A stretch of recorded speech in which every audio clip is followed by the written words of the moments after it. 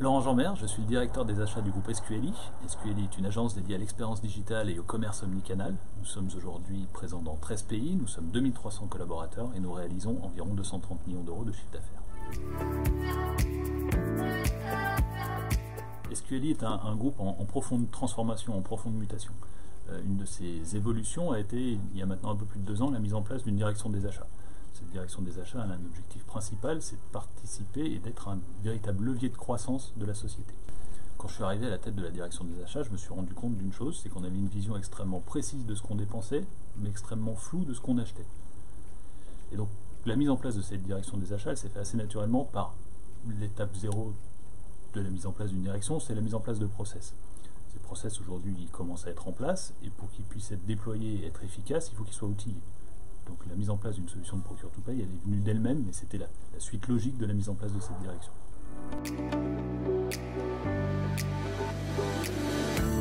Ce qui nous a fait choisir Détermine, indépendamment du fait que bien évidemment ils ont une solution fiable, efficace et performante, ce qui est le cas de plein d'éditeurs du marché, Détermine a été extrêmement présent sur la phase d'avant-vente. Nous avons eu plusieurs ateliers avec l'équipe d'avant-vente, qui est à la fois une équipe qui est experte sur leur outil, mais également sur les process métiers. Ils ont réellement su nous accompagner sur l'intégralité de nos interrogations, qu'ils soient côté achat, mais également côté compta. Et cette phase d'avant-vente, elle a été extrêmement bien menée, et ils ont su nous montrer, pas juste nous dire, mais réellement nous montrer que leur solution répondait à l'intégralité de nos spécificités métiers.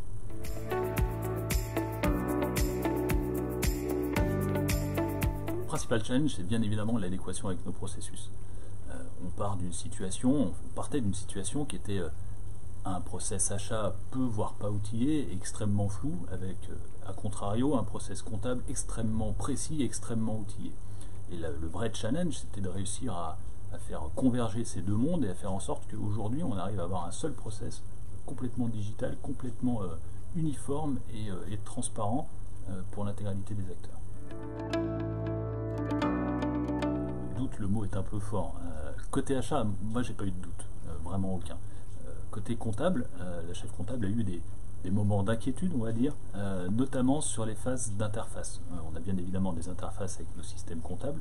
Ces interfaces sont primordiales et hyper importantes sur les phases de cut-off. C'est vrai qu'il y a un moment, on s'est demandé, ou elle s'est demandé, si ces interfaces allaient réellement fonctionner correctement. Finalement, bien évidemment, elles ont fonctionné correctement et aujourd'hui tout se passe bien. Ce qui me rend le plus fier, c'est l'adhésion à l'outil. J'ai eu une adhésion complète de tous les utilisateurs, y compris les plus réticents au début. Et ça, c'est une immense fierté de se dire qu'on a réussi à mettre en place un outil sur un timing extrêmement court et que tous les utilisateurs sont aujourd'hui satisfaits de la solution.